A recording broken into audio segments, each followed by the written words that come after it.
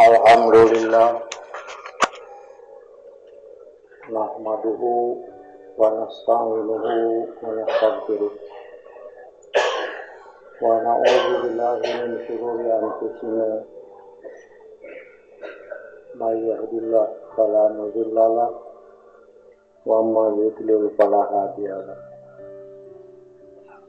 Asyhadu an la ilaha illallah wahdahu la syarika lahu wa asyhadu anna Muhammadan abduhu wa rasuluh.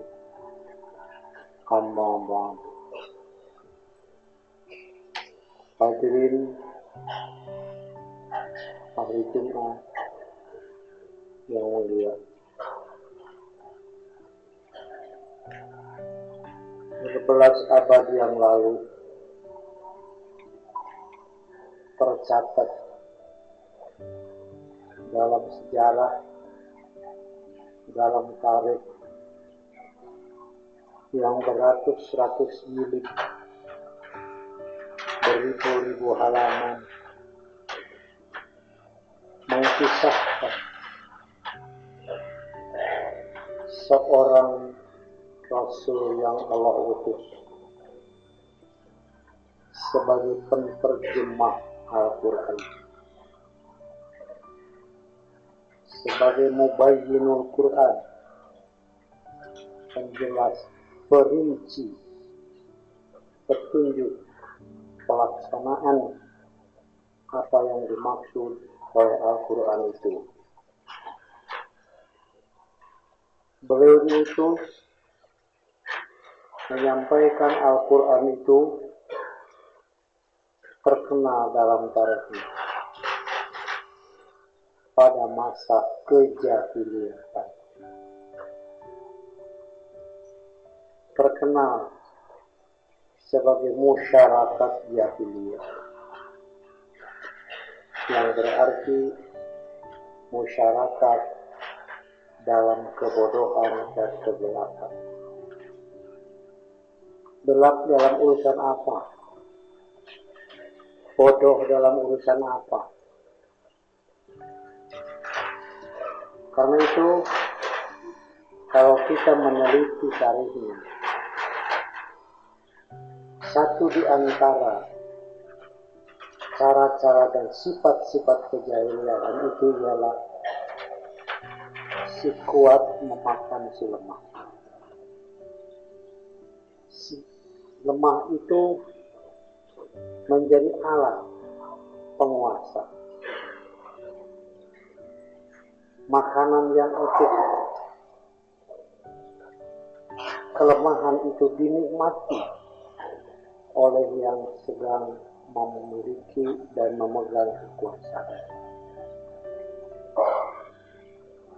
Pemimpin-pemimpinnya sudah terbiasa berbohong di hadapan orang-orang yang tahu. Sulit untuk diubah, sulit untuk diobati.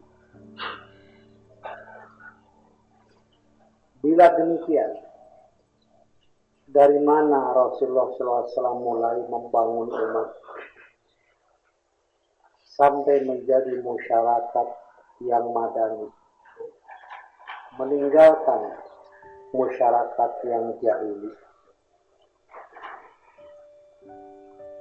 Bukan dari segi perbaikan ekonomi, bukan dari segi sosial, tapi semua itu akan terjadi perubahan dengan sendirinya bila manusia pelakunya dua saja cukup, yaitu percaya kepada Allah dan percaya kepada yaumul akhir. Iman kepada Allah, iman kepada al-akhirah.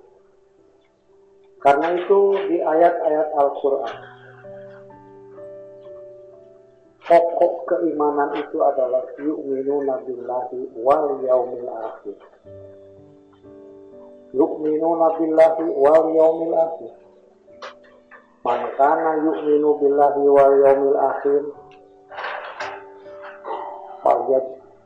falyaqul sidqan. Siapa yang iman kepada Allah dan hari akhir, berkatalah. Yang diakui kebenaran itu oleh kejujuran hati. Siapa yang iman kepada Allah dan hari akhir, hormatilah kami. Siapa yang iman kepada Allah dan hari akhir, berbaiklah kepada ibu bapanya. Terus. Bagi orang yang beriman, bagi orang yang mengaku dirinya sebagai muslim, bila kita menyaksikan kenyataan-kenyataan yang seringkali tidak sejalan dengan ilmu keislaman yang telah kita miliki, pertanyaan besar, apa yang kurang? Kekurangan apa? Dari sejumlah ratusan juta yang mengaku dirinya sebagai umat Nabi Muhammad SAW, apa yang kurang? Kalau kita meneliti tarikh Rasulullah SAW diutus Allah untuk mampu menjadi bintang-bintang penerang dari setiap kegelapan, untuk memberi petunjuk agar manusia hidupnya tidak salah arah, tidak salah jalan, tidak salah langkah.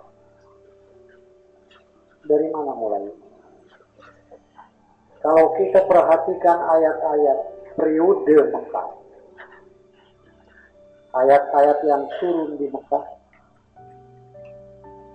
itu beda dengan ayat-ayat yang turun pada periode Madinah.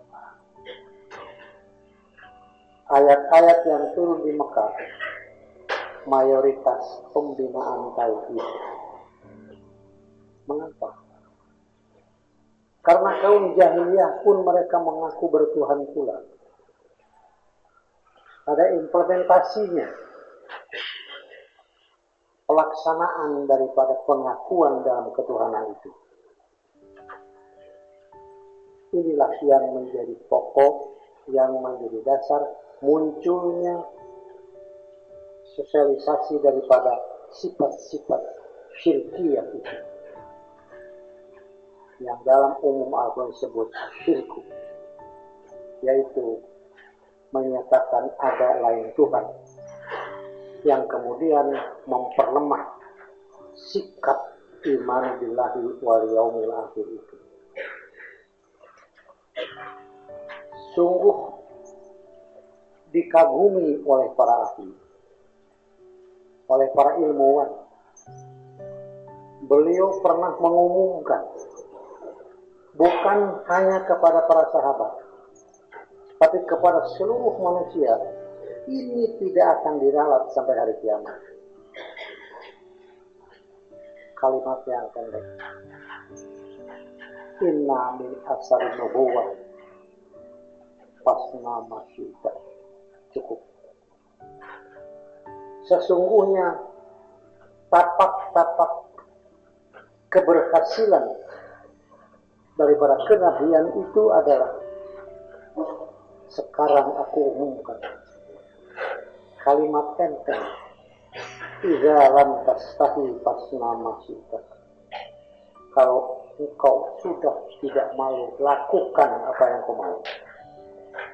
Ini diumumkan 15 abad yang lalu kepada seluruh manusia di dunia ini. Kalimat ini berlaku sampai hari kiamat.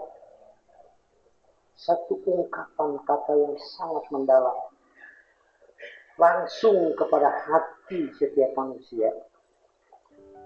Malu tidak kamu? Malukah kamu atau tidak? Mengapa kamu tidak mau, dan seterusnya. Di sini kita melihat Rasulullah SAW secara khobariyah meminta atau secara insya'iyah merupakan satu perintah. Tapi harus dipahami oleh manusia-manusia yang berpikir. Karena itu Quran diturunkan, perantaraan malaikat Jibril diterima oleh Muhammad SAW sebagai Rasul yang diperintahkan untuk dibacakan kepada orang yang hidup, untuk didengar, untuk dipahami, untuk diamalkan, untuk dipertanggungjawabkan bahwa ilmu sudah sampai kepada diri. Pertanggungjawab yang paling berat yang tidak akan ada pembela lain selain dirinya sendiri menghadap kepada Allah di yaumul akhir itu. Rasulullah SAW menyatakan, alaikum bisidqi, tunjukkan bahwa kamu umatku, jaga nama diriku, sampaikan kepada dunia Rasulmu, tunjukkan kepada manusia bagaimana nabimu itu. Bukan hanya dengan kata-kata, tetapi catat selama 23 tahun kali 600 dan 12 bulan kali 4 minggu kali 7 hari sampai di dalam tarikh terhitung sejak menerima wahyu sampai wafat sekian hari, sekian keputusan, sekian fatwa, sekian tanggung jawab sebagai seorang pemimpin yang dilanjutkan oleh Khalifatul Rasulillah Abu Bakar. Semua sahabat sepakat pelanjut Quran dan Sunnah yang pertama setelah Nabi wafat itu adalah Khalifatul Rasulillah Abu Bakar. Beribu sahabat tidak ada yang tidak setuju terhadap kekhilafahan Abu Bakar itu. Beliau harus mempertanggungjawabkan dan melanjutkan pokok daripada perjuangan dan langkah-langkah kerasulan itu. Alaikum bisidqi, tunjukkan kamu umatku kejujuran. Fa inna sidqa yahdi ilal birri, karena kejujuran itu sebagai pintu pembuka segala kebaikan. Wa innal birra yahdi ilal jannah, tidak ada kebaikan yang tidak menuntun pelakunya kecuali ke surga. Wa ma yazalu rajulu yasduqu wa yataharras sidqa, dan apabila terus-menerus ternikmati kejujuran itu, terasa sebagai satu keuntungan dalam melakukan kejujuran itu, hatta yuktaba indallahi siddiqan, sampai Allah akan mencatat bahwa dia adalah siddiq. Kata-kata siddiq turun dari langit menggelari Abu Bakar. Abu Bakar bergelar siddiq bukan digelari oleh Nabi, tetapi Nabi menyampaikan gelar ini dari Allah Subhanahu wa Ta'ala khusus untuk Abu Bakar. Siddiq artinya orang yang betul-betul apapun yang dikatakan dan diamalkan Nabi adalah benar, tanpa kompromi. Kenapa? Hanya alasan yang mudah saja. Kalau aku tidak percaya Muhammad benar, aku tidak punya dalil untuk menunjukkan Muhammad berbohong.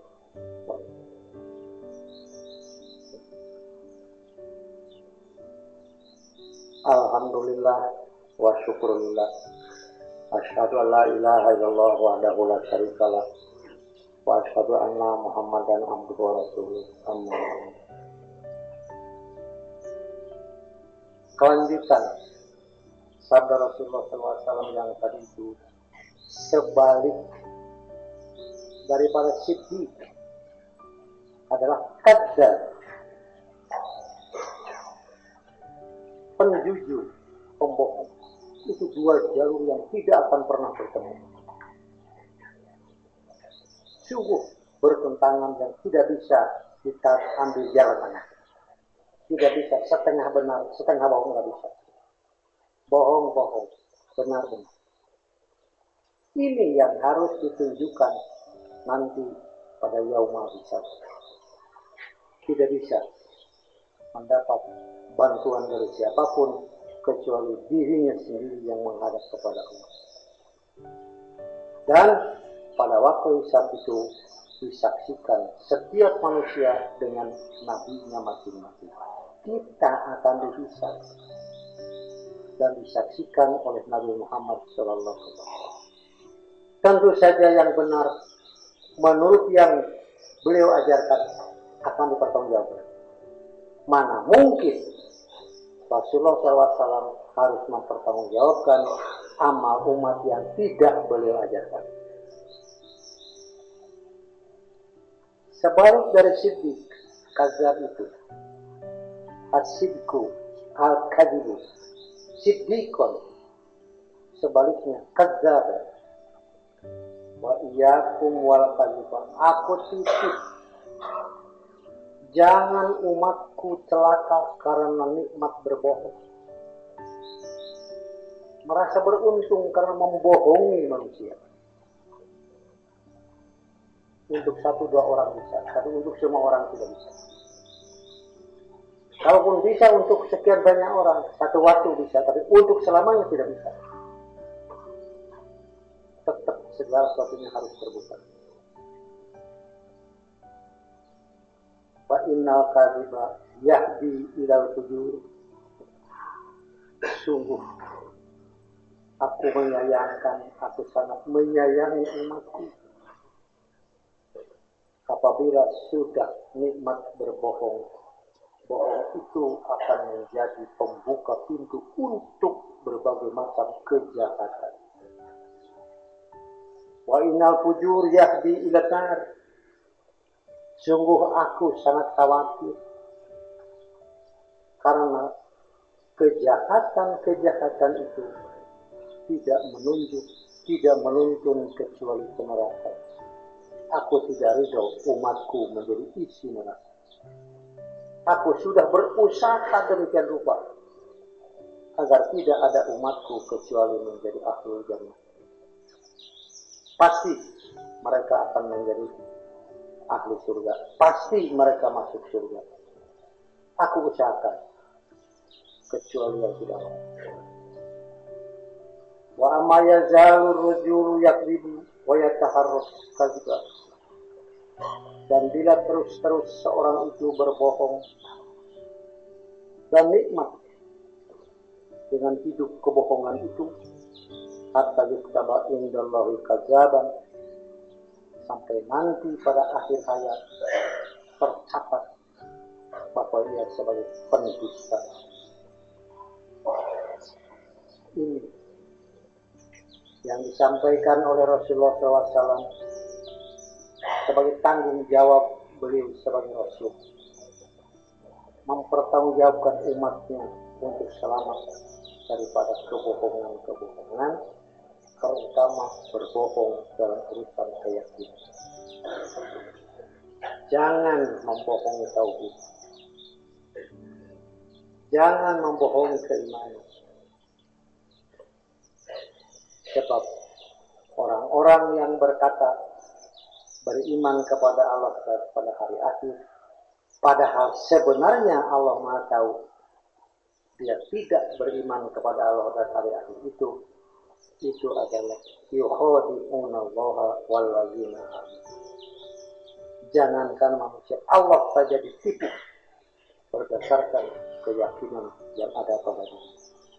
Mudah-mudahan kita semua selamat seperti yang diusahakan oleh Rasulullah SAW. Kita menjadi umat yang terselamatkan baik dunia maupun akhirat. Insyaallah. Aqulu qouli hadza wa astaghfirullah li wa lakum. Rabbana atina fid dunya hasanah wa fil akhirati hasanah wa qina adzabannar. Wassalamualaikum warahmatullahi wabarakatuh. Allah